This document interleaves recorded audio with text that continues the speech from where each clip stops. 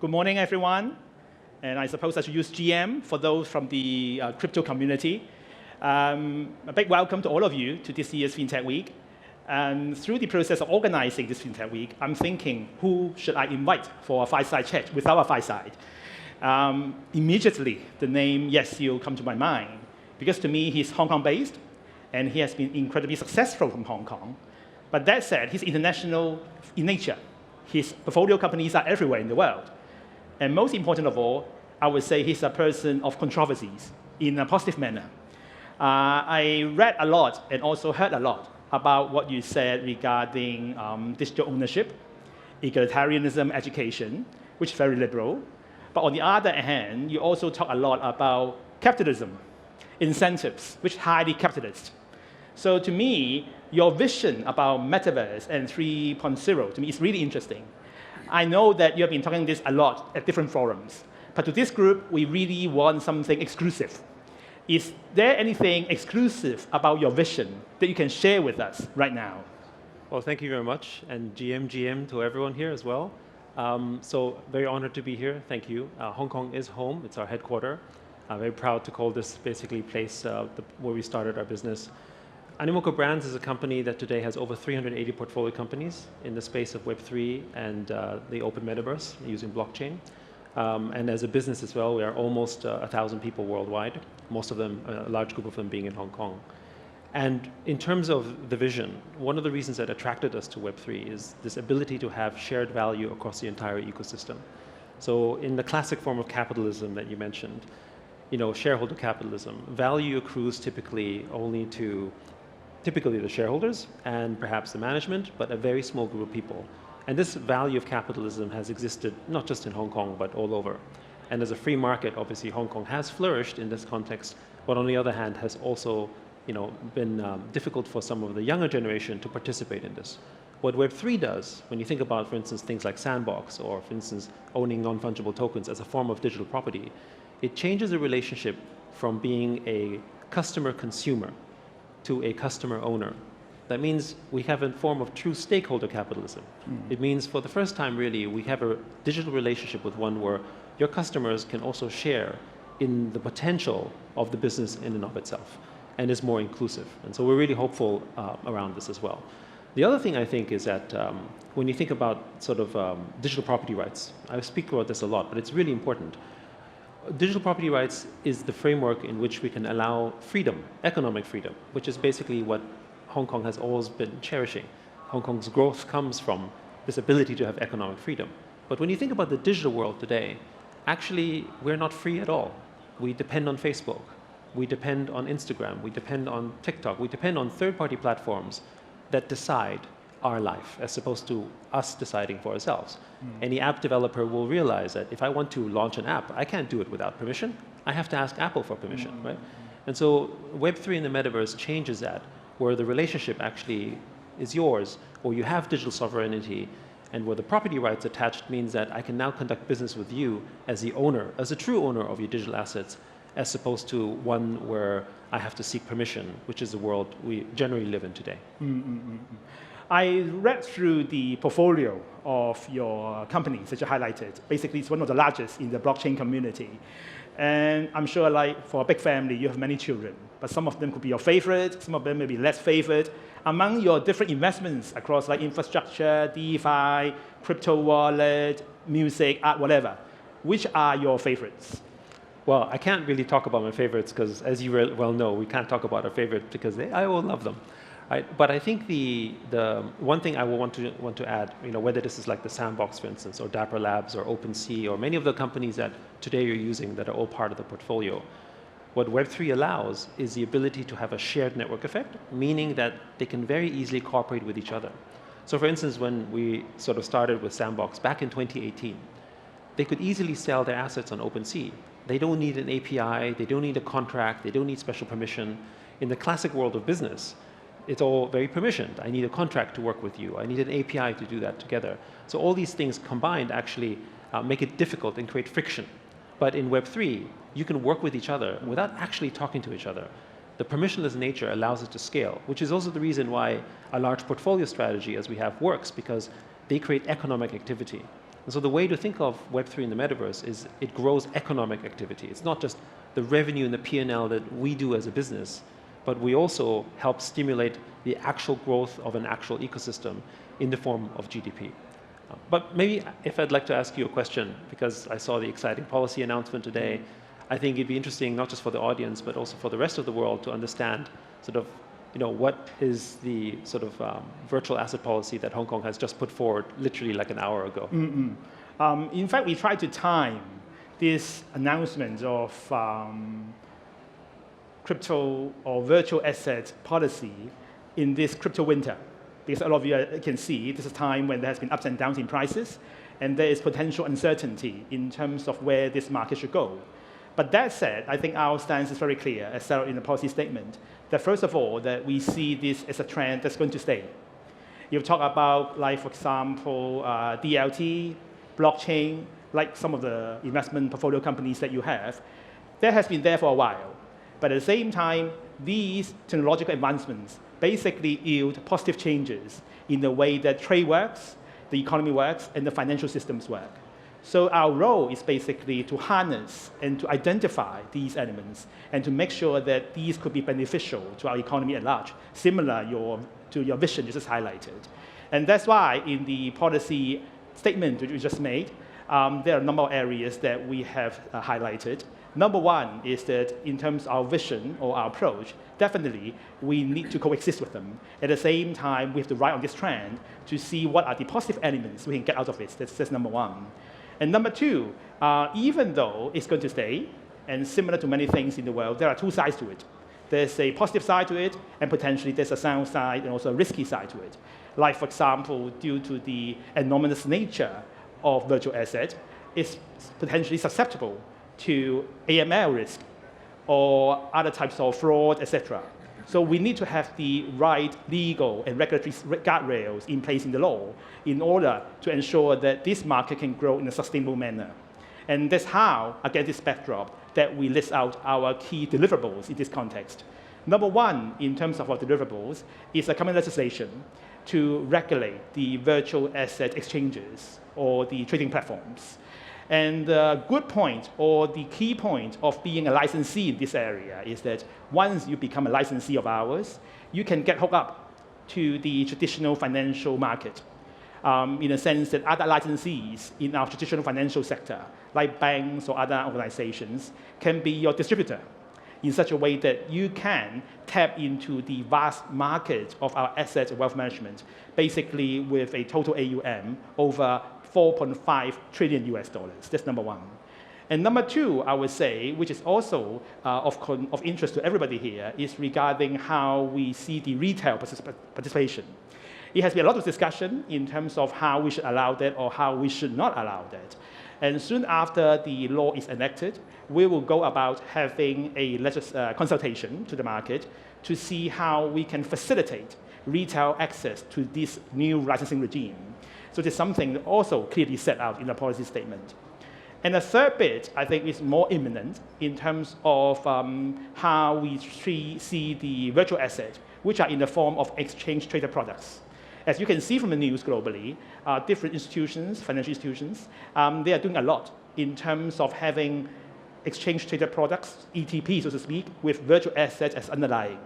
So right after the announcement policy statement, our regulator, SFC, they will issue a circular, basically highlighting how we will accept ETFs, exchange-traded funds with virtual assets as underlying. I think all these are positive developments from the regulatory and policy angle. This is one perspective. Another perspective that we want to look into is in terms of how the government can identify and also provide more use cases to harness this ecosystem. Because after all, apart from regulation, apart from policies, we also have to identify what are the relevant use cases from the government perspective that we should push, like today's theme on pushing boundaries. And I'm sure all of you will know that we will dish out 2,000 NFTs this time for the participants. It's the first time that we have a proof of concept from a government angle, having NFT issued. And these NFT issued, first of all, will enable you practically to get discounts next time when you join us next year. And at the same time, it becomes a community in such a way that the information or the various programs that we have for you to facilitate your access to China can be made available to you within this community in no time. And all these are supported by Invest Hong Kong, which is our investment promotion team of the government. And apart from this NFT as a start, another use case that we have identified is regarding the issuance of government green bonds. And so far, the government has issued a $10 billion US equivalent of green bonds, and of course, both for institutional and retail. And one thing that we are contemplating with the help of MA is to see how we can use blockchain to tokenize our green bonds to be issued to institutional investors.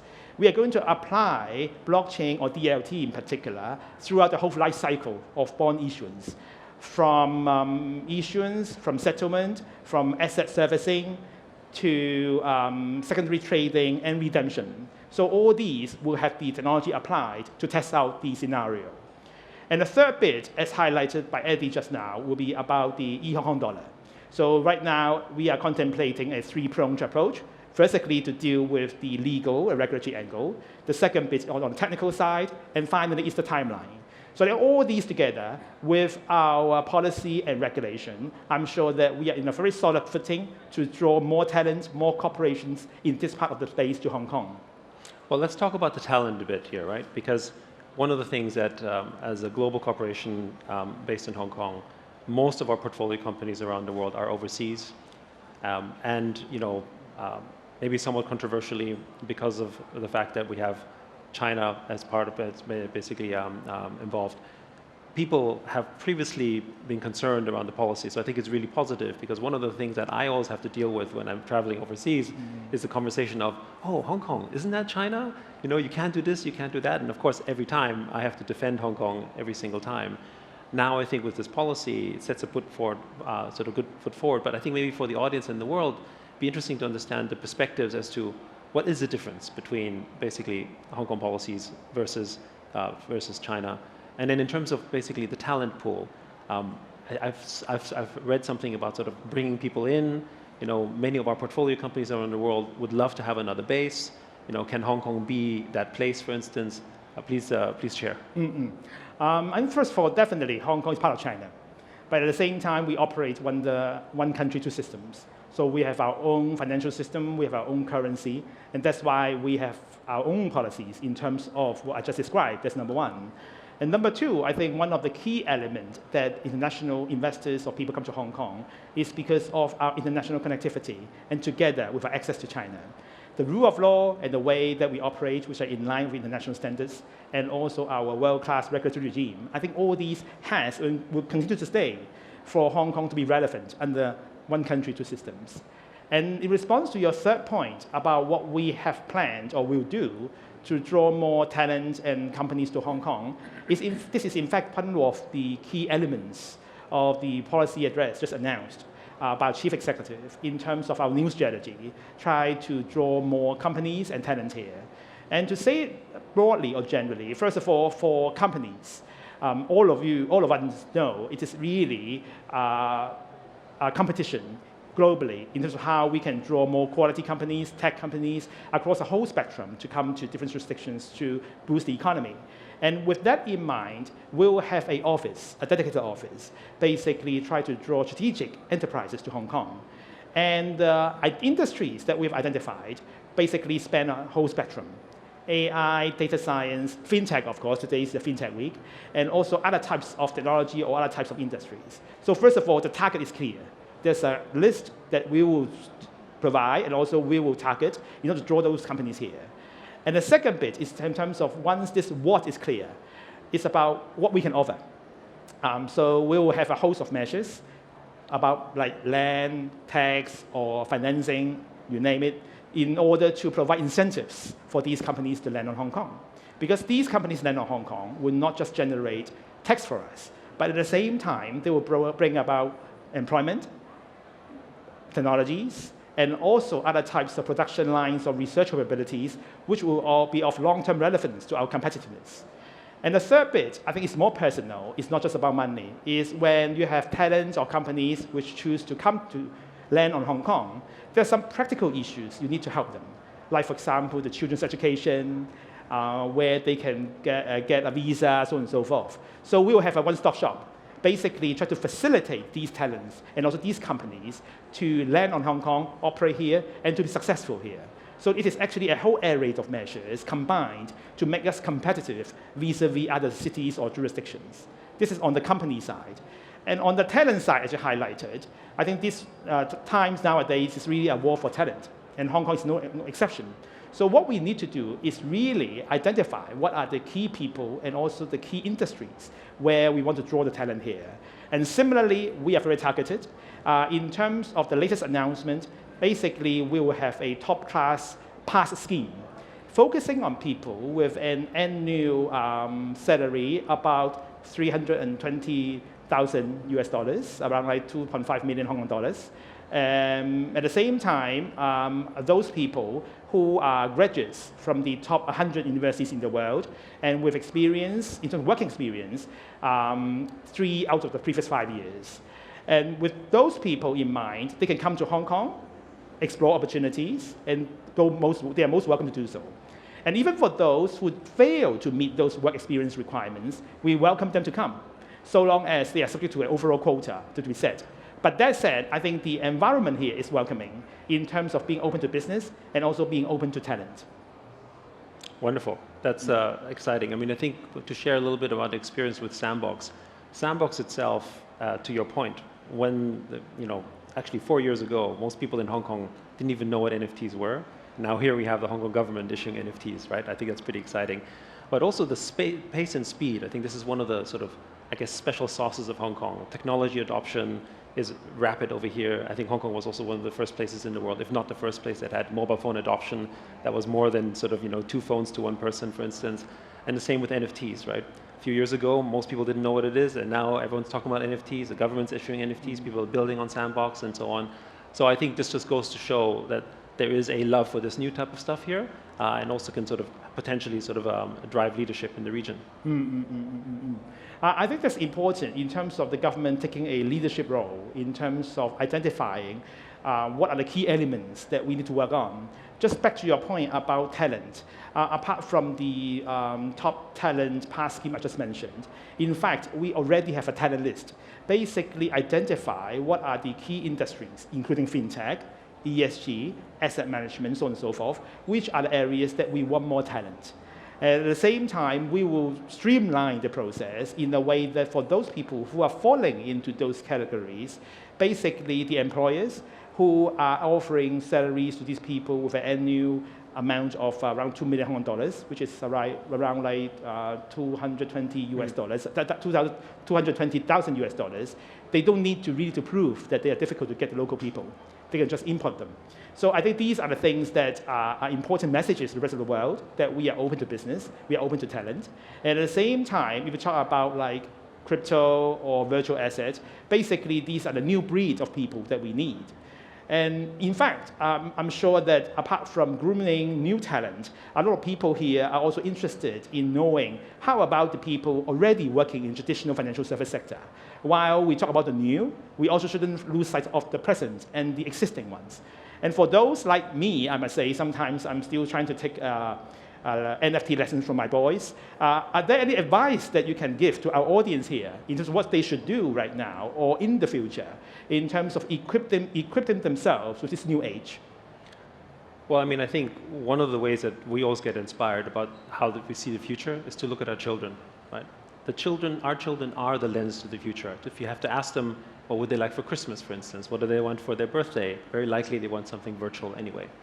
But I think one of the disconnects, particularly when you think about technology in the past, has been this generational divide, because in the past, parents could interact with their children in a manner that they can relate to. Where it's like, if you play football or you play sports or something, as a parent you used to do that, so you can associate that with your children. But now our children play video games, for instance. They're online most of the time. Even though they do physical activity, their social circle is very much sort of digital. And yet, let's say the older generation is not. So then what happens is that you have a sort of lack of understanding between that. And so I think understanding that and entering that world is equally important. I think of it similarly to, for instance, sort of the parallel of China. when we were based in being based in Hong Kong, often we get the question, how do I do business in China? How do I do business in the region? What do I do? Well, the most common answer is you have to come here. You have to visit it. You can't just be a tourist. You have to invest in the region in order to participate. This is normal for business. The metaverse is the same. You can't just be externally sort of trying to do something in the metaverse. You have to enter it as well. You have to invest in it as well. Whether and this is what happened when sort of groups like HSBC or Standard Chartered or Gucci or Prada, all these major companies started to buying sort of real estate in the metaverse, in Sandbox, and building an experience there, for instance. It wasn't just because they thought it was exciting, yes, and it was interesting from a marketing standpoint. It was also the only way to learn. You're not going to learn about the metaverse if you're not in it, right? And the other thing is that I think looking towards the younger members of your staff, actually within your organization, is another way, right? Which is they understand this. This is their world. They're digitally native. They're metaverse ready, shall we say, right? And they can drive these decisions. And I actually think it's also the growth opportunity. One of the biggest commentaries we got back from, when HSBC, for instance, sort of started to sort of invest and build out basically the metaverse and Sandbox, it wasn't just the external PR that was exciting. It was the internal PR. Young people started to get exciting. And so we see the potential of the metaverse as a bridge of generations, where you can give sort of growth opportunities that basically give them a, let's call it edge, shall we say, for the younger members in your corporation, right, as a way. So basically look to anyone under 30 perhaps as a way to sort of lens. That's not to say, I'm actually almost 50, so I'm not to say that you can't enter the space, but look to them for inspiration, for they are our future anyway. Just now you quoted a few examples in terms of how Sandbox, which is one of your portfolios, companies, to work with the financial institutions. But I'm sure that the working relationship doesn't really stop there. You also work with other types of companies like property developers or even our MTR in terms of co-create or co-curate this metaverse experience. What are the lessons that you have drawn from these exercises or these enterprises, and which can be shared with the wider audience here? I've shared some of this already, but I think the marketing message really, from an external standpoint, is that because there's so much excitement around it, it brings essentially a new audience into it, or it excites an audience. Because especially when you for instance, the MTR, you are a utility. It's hard to appreciate something you use every day. It's like electricity almost. It's supposed to work. But when it doesn't work, you don't like it. But if it does work, it's kind of an ungrateful job, shall we say, right? But the MTR, sort of when a public utility, for instance, enters a space like the metaverse, it's sending a signal. It's sending a signal that is looking towards the future. And it's also sending a signal that it wants to include an audience that might have been misunderstood in a way, or may have not been sort of part of it. Because especially now, also when you think about the government announcing a policy around this, issuing NFTs, actually what you're also saying, you're not just saying we're trying to enter the next level of the financial world. You're also saying I'm actually including young people in the space who understand, who get excited by this as well. So it's that inclusivity. So I think the biggest lesson really is that I think of this as the way in which we can include sort of not just financially, but within sort of our social fabric, the generations. Because when you think about how wealth is generated globally, not just Hong Kong, it does sometimes tend to split generationally as well from an opportunity metric, right? For instance, it's very hard for someone who's young to enter the real estate world in Hong Kong, or frankly for the world. And that's okay, because maybe that's not for them. But if the only sector in which you can see growth potentially in the past was something like real estate, then it becomes difficult. It also creates a scenario where people feel like, well, what is my hope? What is my opportunity as a younger generation? Where do I see that prospect? This is where technology comes in. But with Web 1 and Web 2, it's not just Hong Kong. Broadly, the region has lagged behind. We don't have Web 1 leadership here. We don't have Web 2 leadership here, because we've essentially let it, if you think about it, what are all the online services we use today? They're American, maybe from China too. But generally speaking, they're not from this region. With Web 3, that's that opportunity. When you just not build over here, you can actually also become that leader, because the space is young and early. So we have an opportunity to become a regional leader, but also to drive leadership for that entire region. And with that, the opportunity for all the young generation in Hong Kong. I think your earlier point regarding that we should really not just seeing it, but also doing it and going into it is very important.